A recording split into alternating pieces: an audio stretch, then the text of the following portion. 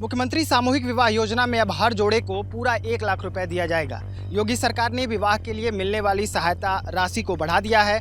यह योजना गरीब और वंचित परिवारों के सपनों को साकार करने का एक बड़ा माध्यम बन गया है। आने वाले महीनों में प्रदेश के हर जिले में इस योजना के तहत नए आयोजन किए जाएंगे। इसी के साथ योगी सरकार की यह महत्वाकांक्षी योजना एक बार फिर चर्चा में है, क्योंकि इस योजना को लेकर बड़ा अपडेट सामने आया है।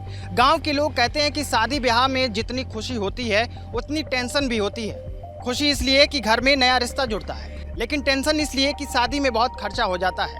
गरीब और मध्यम वर्गीय परिवारों के लिए तो बेटी की शादी किसी लड़ाई से कम नहीं होती। लेकिन अब उत्तर प्रदेश सरकार की मुख्यमंत्री सामूहिक विवाह योजना ने जैसे गांवों की बड़ी चिंता ही हल कर दी है। मुख्यमंत्री सामूहिक विवाह योजना ने न सिर्फ आर्थिक रूप से कमजोर परिवारों के चेहरे पर मुस्कान लाई है, बल्कि यूपी के लाखों गरीब परिवारों को एक बड़ी जिम्मेदारी में साथ भी दिया है। अब सरकार ने इस योजना के तहत मिलने वाली सहायता राशि को भी बढ़ा दिया है, तो इससे गरीब परिवारों को और भी मदद मिलने वाली है। कई जिलों में आयोजन होने के बाद अब योजना के अगले चरण की तैयारी शुरू हो चुकी है। योगी सरकार ने सभी जिलों को निर्देश दिए हैं कि जल्द से जल्द पात्र लाभार्थियों की सूची तैयार की जाए। इस योजना की पहुंच को और व्यापक बनाने के लिए इसके आय सीमा में भी बदलाव किया गया है, ताकि इस योजना से ज़्यादा लोग जुड़ सकें और लाभ ले सकें। 2025-26 के वित्तीय वर्ष से इस योजना में कई बड़े बदलाव किए गए हैं। योजना के तहत हर नवविवाहित जोड़े को सीधे 1 लाख रुपए की मदद दी जा रही है।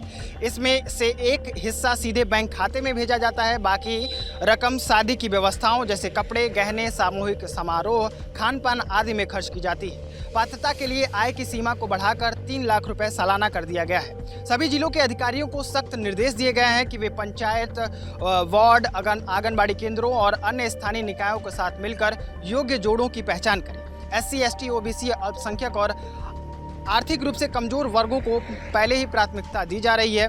इस योजना के पात्रों के लिए बढ़ी आय सीमा से अब कई मध्यम वर्गीय परिवारों के लिए भी यह योजना फायदेमंद साबित हो सकती है।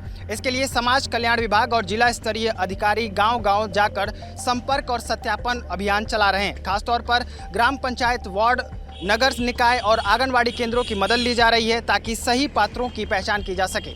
शासन स्तर से साफ निर्देश दिए गए हैं कि आवेदन प्रक्रिया को पारदर्शी और निष्पक्ष रखा जाए। हर जिले में अधिकारी खुद निरीक्षण कर रहे हैं, ताकि किसी भी गलत जानकारी या फर्जीवाड़े से बचा जा सके।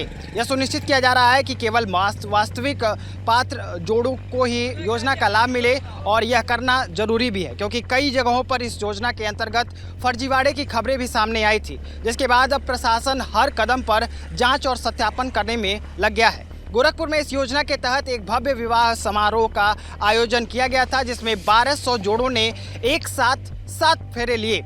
इस खास मौके पर खुद मुख्यमंत्री योगी आदित्यनाथ भी मौजूद रहे और 9 दंपतियों को आशीर्वाद दिया था। सुनिए उस दौरान उन्होंने क्या क्या बातें कही थी। एक गरीब के जीवन में परिवर्तन लाना होगा।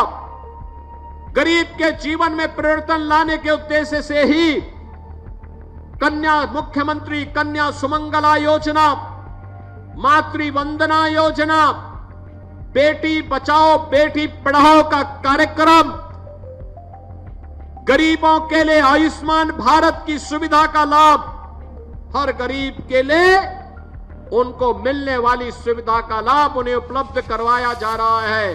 और मुख्यमंत्री सामूहिक विवाह की योजना भी उसी प्रगतिशील सोच का एक प्रतीक है। और ये हमारा सौभाग्य है कि आज जब ये राशि 1 लाख हुई, 51,000 से 1 लाख, तो आज के इस पहले 1200 से अधिक जोड़ों के सामूहिक विवाह कार्यक्रम के साथ हमें और इस मंच पर बैठे सभी जनप्रतिनिधियों को इस कार्यक्रम के साथ जुड़ने का सौभाग्य प्राप्त हो रहा है।